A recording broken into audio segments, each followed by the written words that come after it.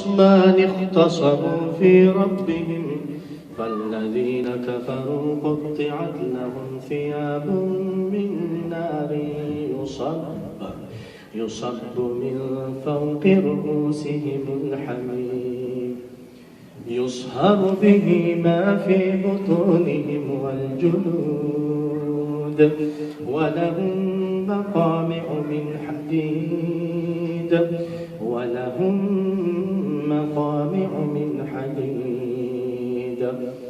كلما أرادوا أن يخرجوا منها من غم أعيدوا فيها وذوقوا عذاب الحريق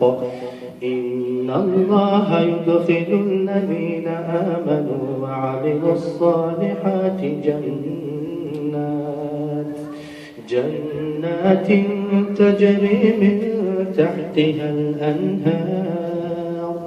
يحلون فيها من أساور من ذهب ولؤلؤا ولباسهم فيها حرير صدق الله العظيم.